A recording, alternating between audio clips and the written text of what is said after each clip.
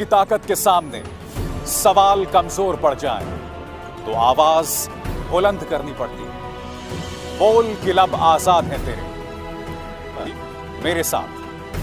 बोल के लब आजाद है तेरे, बोल ज़बां अब तक तेरी है। आप में और हम में से कोई पुलवामा को नहीं भूला जब हमारे 40 जवान मौत के घाट उतार दिए गए थे। सीआरपीएफ के 40 जवान। आपको यह तस्वीर याद है? उनके पार्थिव शरीर को दिल्ली मंगवाया गया था, जहां प्रधानमंत्री नरेंद्र मोदी ने अपनी श्रद्धांजलि दी थी। बस 1 या 2 महीने में चुनावी प्रक्रिया जो है वो शुरू हो रही थी।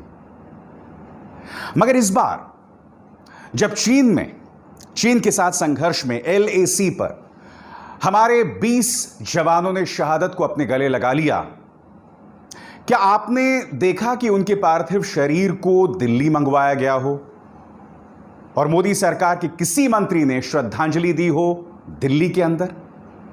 क्या यह सवाल उठना जरूरी नहीं है? बात यहां नहीं रुकती। आपके स्क्रीन पर यह भारतीय जनता पार्टी के अध्यक्ष JP नड्डा क्या कह रहे हैं कि चीन में जो भारतीय सैनिकों की शहादत हुई है उसके संदर्भ में हमने अपनी वर्चुअल चुनावी रैली को 2 दिन के लिए स्थगित कर दिया है। 2 दिन? इतनी बड़ी कुर्बानी नड्डा साहब?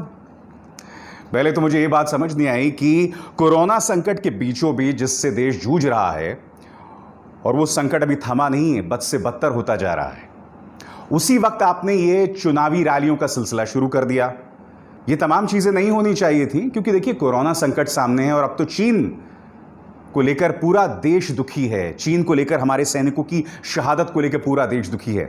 हमें पूरा विश्वास है कि उन 20 सैनिकों की शहादत जो ही है उनके साथ इंसाफ होगा, न्याय होगा। मुद्दा वो नहीं है। मुद्दा यह है कि आज की तारीख में क्या हम अपने शहीदों के प्रति संवेदनशील हैं, सेंसिटिव हैं? क्या यह मुद्दा उठाया नहीं जाना चाहिए? मैं आपको दिखाना चाहता हूं, आपके स्क्रीन पर इस वक्त आज तक ने एक इंटरव्यू किया है। यह इंटरव्यू किसका किया है मैं आपको बताता हूं। यह इंटरव्यू उन्होंने किया है घायल जवान सुरेंद्र सिंह के पिता से। और यह खबर क्या कहती है मैं आपको पढ़ के सुना रहा हूं। हम 300-400 आदमी थे, वो 2000 से 2500 थे। ज्यादा घेरे में आ गया मैं, अचानक आया पता नहीं चला। उनके पास रॉड थे, डंडे थे और पत्थर चलाए। हमारे पास कुछ नहीं था, हम खाली हाथ थे। बचकर आए, क्या करते, भगवान बचा लिए। आज मैं सवाल पूछना चाहता हूं कि अगर वो खाली हाथ थे तो क्यों खाली हाथ थे? क्योंकि मैं जानता हूं कि एक संधि हुई है 1996 की, जिसका मैं जिक्र मैं आपको बाद में करूंगा। मगर उससे पहले मैं आपको सुनाना चाहूंगा कि कांग्रेस के नेता राहुल गांधी ने यह मुद्दा सामने उठाया कि बगैर शस्त्र के आखिर हमारे सैनिक वहां क्या कर रहे थे। सुनिए। भाई और बहनों, चीन ने हिंदुस्तान के शस्त्रहीन सैनिकों की हत्या करके एक बहुत बड़ा अपराध किया है। मैं पूछना चाहता हूं, इन वीरों को बिना हथियार खतरे की ओर किसने भेजा और क्यों भेजा? कौन जिम्मेदार है? अब देखिए, वैसे तो विदेश मंत्री S जयशंकर पूरी तरह से खामोश रहते हैं, वो कोई बयान नहीं देते हैं। मगर S जयशंकर अचानक जो हैं सक्रिय हो जाते हैं और वो क्या कहते हैं आपके स्क्रीन पर। S जयशंकर कहते हैं, let us get the facts straight, तथ्यों को हम समझें। All troops on border duty always carry arms. हर एक के पास शस्त्र होते हैं, स्पेशली वाइल लीविंग पोस्ट, खास तौर पर जब वो अपने पोस्ट से रवाना होते हैं।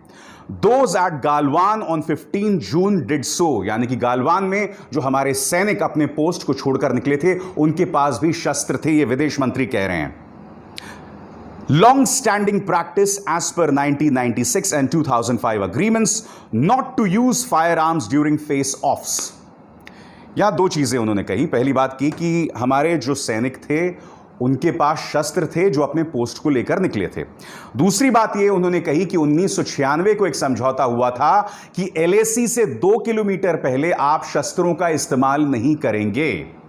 जवान सुरेंद्र सिंह के पिता ने क्या बताया था आज तक को अपने इंटरव्यू में? कि हमारे पास शस्त्र नहीं थे। क्या यह सवाल उठना लाजमी नहीं था कि आखिर किसके आदेश पर ये लोग बगैर शस्त्र के वहां तक गए? क्योंकि देखिए, मैं इस बात को मानने को तैयार नहीं हूं कि आप अपने सामने अपने जो भाई जवान सैनिक हैं उनको मरता देखें और आप शस्त्रों का इस्तेमाल तक ना करें? ऐसा कैसे हो सकता है? मैं आपको बताना चाहता हूं, आपके स्क्रीन पर लेफ्टिनेंट जनरल एच.एस. पनाग हैं।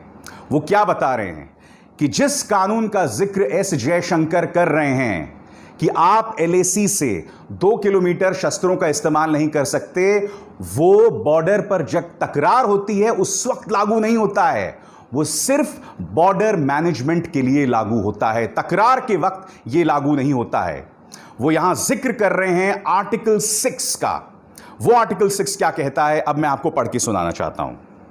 आर्टिकल 6 का भाग 1, इस पर गौर कीजिए। भारत चीन सीमा के लाइन ऑफ एक्चुअल कंट्रोल में किसी भी तरह की सैनिक गतिविधियों को टालने के लिए दोनों पक्षों में यह समझौता हुआ है। लाइन ऑफ एक्चुअल कंट्रोल के 2 किलोमीटर के अंदर कोई भी पक्ष गोली नहीं चलाएगा, जैविक नुकसान नहीं पहुंचाएगा, खतरनाक रसायन का इस्तेमाल नहीं करेगा, धमाके नहीं करेगा और पिस्तौल से शिकार नहीं करेगा। यह प्रतिबंध छोटे आर्म्स फायरिंग रेंज में सामान्य गोलीबारी की गतिविधियों पर लागू नहीं होगी। यानी कि साफ तौर पर लिखा हुआ है कि साहब यह बात तो तय है कि एक समझौता था 1996 का, मगर जैसा कि लेफ्टिनेंट जनरल एच.एस. पनाग बता रहे हैं, यह सामान्य हालात के लिए, जब तकरार होती है तब यह हालात लागू नहीं होते हैं, तब आप आर्म्स ले जाएंगे। देखिए, मैं सरकार को कटघरे में खड़ा करने के लिए नहीं कह रहा हूं। मैं जो आपके सामने तथ्य रख रहा हूं वो 2 आधार पर। पहली बात, एक डेकोरेटेड आर्मी ऑफिसर, यह शख्स लेफ्टिनेंट जनरल एच.एस. पनाग कह रहा है यह बात। दूसरी बात, हमारे अपने जवान जो वहां थे उनके परिवार ने आज तक को जो इंटरव्यू दिया है उसके आधार पर मैं आपके सामने बात रख रहा हूं। आप बताइए ना, क्या गलत है? और मैं क्यों उठा रहा हूं? देखिए, यह वो वक्त है जब हम अपने सैनिकों के साथ, हम अपने शहीदों के परिवारों के साथ पारदर्शिता बरतें। इसमें क्या गलत है अगर मैं ऐसी ख्वाहिश रखता हूं? यह देशद्रोह तो नहीं है ना? एक न्यूज़ चैनल की एंकर हैं, उन्होंने हाल ही में कह दिया था कि आईटीबीपी को हटाकर जब भारतीय सेना ने वहां पर आ गई और बावजूद इसके चीन ने जमीन हड़प ली, तो सवाल तो सेना पर उठेगा। सरकार पेट्रोलिंग नहीं करती, सेना पेट्रोलिंग करती है। अब हम वो दिन देख रहे हैं जहां हम अपनी सेना पर सवाल उठा रहे हैं, हमारे न्यूज़ चैनल्स हमारी सेना पर सवाल उठा रहे हैं। क्या यह वाजिब है? क्योंकि मुझे ऐसा लगता है कि चाहे विपक्ष हो चाहे सत्ता पक्ष हो, इन्हें राजनीति से दूर रहना चाहिए, राजनीति से बिल्कुल दूर रहना चाहिए।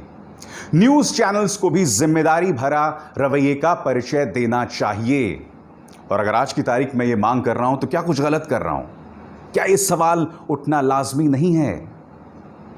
मगर हो क्या रहा है वो अपने आप में बहुत चिंतित है। अब मैं आपको सिलसिलेवार तरीके से एक एक मिसाल पेश करना चाहूंगा।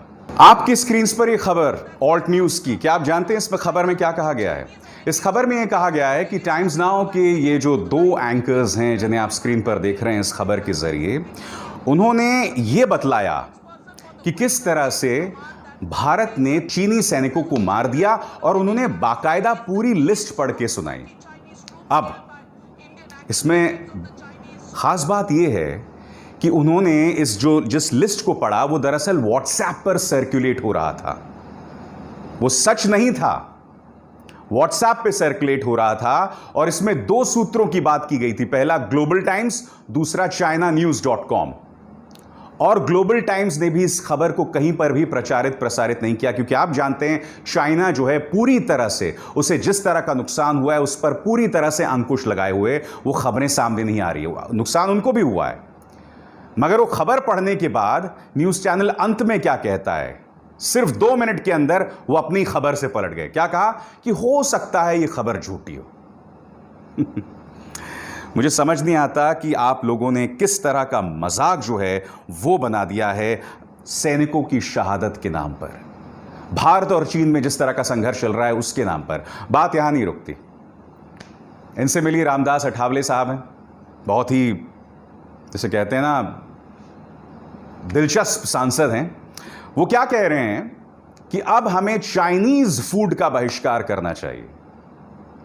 आप जानते हैं कि भारत में जो इस वक्त ढेरों चाइनीज रेस्टोरेंट चलते हैं, ठेलों पर जो चाउमीन और मोमोज बेचा जाता है, उसे चलाने वाले हमारे अपने भारतीय हैं। उसे चलाने वाले हमारे अपने पूर्वोत्तर से जो लोग आते हैं, वो लोग हैं। आप अगर चाइनीज खाने पर बंद कर देंगे तो नुकसान चीन को नहीं होने वाला है, नुकसान हमारे देश को होने वाला है। और वैसे भी जो चाइनीज आप यहां खाते हैं भारत में, उसका जो चीन में चाइनीज फूड मिलता है उससे कोई नाता नहीं है। हमारे यहां है इंडियन चाइनीज फूड, उसका कोई नाता नहीं है चाइनीज फूड से। तो उस पर आप प्रतिबंध लगाएंगे तो उससे चाइना को कोई नुकसान नहीं होने वाला है। अब ये वीडियो देखिए, ये गुजरात का है और यहां आप देखिए लोग जो हैं एक एलईडी को, एक टीवी को ऊपर से फेंकते हैं और फिर उसे तोड़ने लगते हैं। आप जानते हैं कि ये मेड इन चाइना है, मान लिया, मगर इस टीवी को आपने खरीदा, यानी कि वो पैसा तो चला गया चीन को, तो चीन को इससे कैसे नुकसान हुआ बताइए। और अब एक और वीडियो दिखाता हूं। ये लोग संभवतः बीजेपी के कार्यकर्ता हैं और ये लोग निकले हैं चीन का बहिष्कार करने।